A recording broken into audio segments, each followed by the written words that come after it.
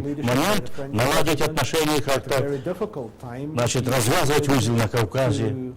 А разве не пример итальянских руководителей, которые при любой ситуации все-таки с Россией они находят возможности поддерживать эти отношения? Я бы сказал, что и немцы проявляют характер, на них давление оказывается, но они ведут линию на то, чтобы сотрудничать. Вот сначала все это надо сделать. И я думаю, что станет вопрос, может быть, и о том, что в большой объединенной Европе должна быть и Россия. That would include Russia. But first, Сегодня делать. Start working on those things that are possible. Вот у нас ищут, как санкции какие-то применить. Some are talking about sanctions against Russia.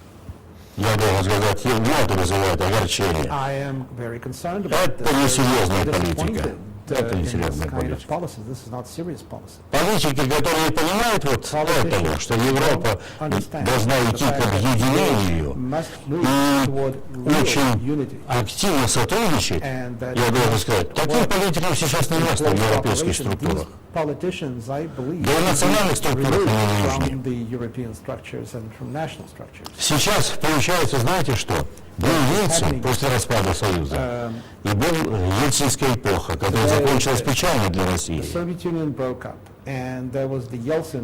Но что только не делали. Very badly for Russia, and at that time Russia was being mistreated.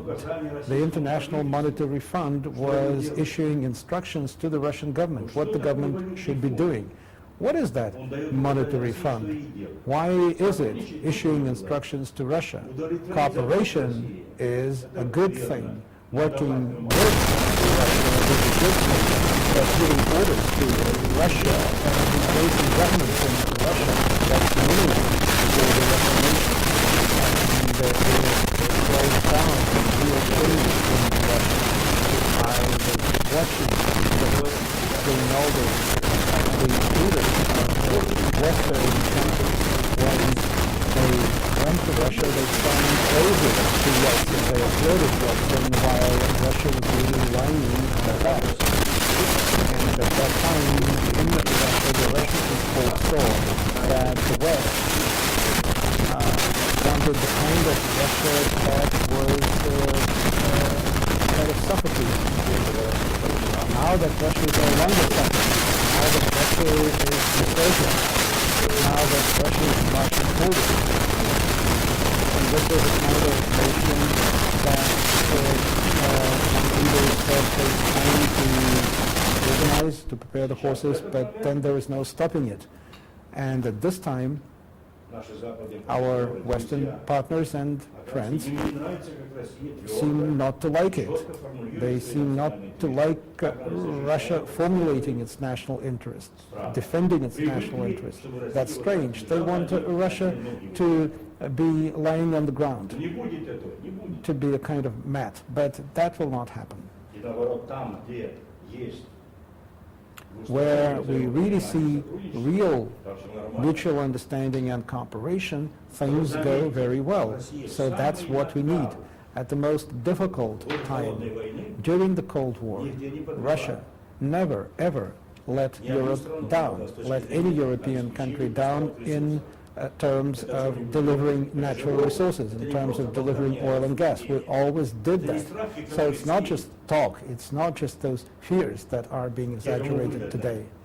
So this kind of fear-mongering, I think, will not work. Russia wants everyone, the Europeans and others, to work together on an equal basis. With the United States too. And that's very important. Very important. And how do you think the economic crisis which is going through all around the world, do you think it will affect the globalization process and it will be a help to more cooperation between countries, or it will be a problem? А вот тот экономический кризис, который сейчас повсюду в мире разгорается, как, на ваш взгляд, он, может быть, повлияет на процесс глобализации, может он сблизит страны или, наоборот, он внесет большие расколы, большие трудности создать в международных отношениях? Я должен сказать, еще не ясно, Well, it's not quite clear yet какое развитие получить дальше. How this crisis will evolve.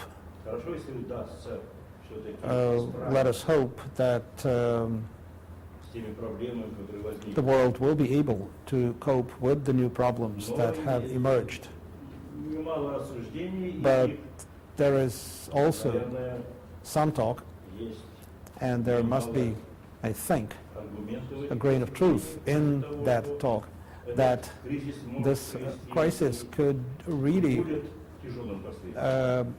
continue and become even more severe and Я more думаю, dangerous. что, I в think Европе, в Западной Европе The fact that in Western Europe идут процессы we now see a process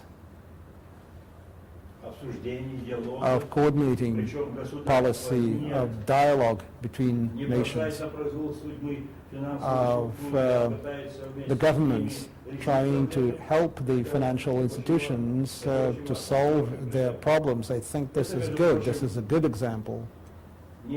Не тот подход, который And this is very different from the approach that the so-called Washington consensus was trying to impose when they said that the government has no place in the economy, that we should push out the government, the state from the economy, that everything will be decided by free trade. Well, this kind of neglect of the regulating role of the state was very dangerous. Of course, we are not against private property. We don't want to destroy private ownership, but at the same time, the role of the government is very important. Today, President Bush is the biggest socialist because he is now allocating trillions of dollars from the government, from the state. So where are your principles, we might ask? You used to say that the government should not interfere. So it seems that America, when it is good for it, defends one principle. When it is no longer good, it defends another principle. Instead, we need to work together. We need to cooperate. The government and the business community should cooperate, and business, too, should cooperate. Starting from that, what we see in the world is that in Russia, like in the rest of the world, most of the people's income does not exceed subsistence level, and a few are getting richer and richer. Do you believe we should fear a new social explosion? В этой связи такой вопрос от наших молодых слушателей.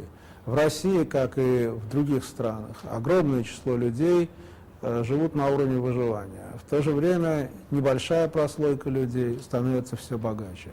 Следует ли в этих условиях ожидать социального взрыва? Well, first of all, I am a very harsh critic of the situation in Russia.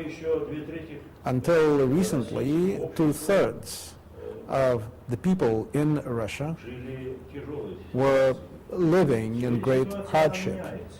So at the same time, I must say that today the situation is changing. Recently, the people's income has grown, the people's wages and salaries have improved, and so life in Russia recently has improved. But nevertheless, you're right, about 1/3 of the population of the Russian Federation merely survive, live on subsistence levels. And also industry is not developing, is not rebuilding as it should be. We should create more jobs, we should create a Russian industry instead of just importing things into Russia. We need to build new technologies. There are still big problems in Russia. I would say that in Russia we are facing many difficulties, but the process of moving toward democracy is continuing, and the process of modernization.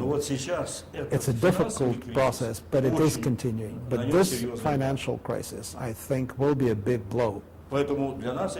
So for us, the problems that you mentioned are still very, very acute. and we want to cooperate with the Europeans to overcome these problems. I believe that modernizing Russia, the Russian economy, is where our Western partners, Western capital could be of great help. We could give them business orders, we could help them create jobs in Europe. We could, in this way, stimulate the European economy and the budgets. We need to move fast, not to lose time. There seems to be a kind of conspiracy among some Western countries to try to slow down Russia's development. They are still fearing Russia, but it's ridiculous to fear Russia. Russia needs to rebuild. Russia needs to move forward. This is what Russia needs. Sometimes I do see that Russian politicians are not patient enough in dialogue. They prefer recriminations and bickering and harsh language. That is not a good thing. I criticize this. We need diplomacy and dialogue. We need to move forward together. We have just one way, and that is to move forward together to address the most difficult problems. Now we come to the question of Deborah, which comes from Kanikati. And the question is, during the crisis of this summer in Georgia, have you feared the beginning of a new Cold War? They are saying we have to go fast ahead, but in that moment many people feared that we were stuck in a real problem. Теперь вопрос следующий, его задала Дебора.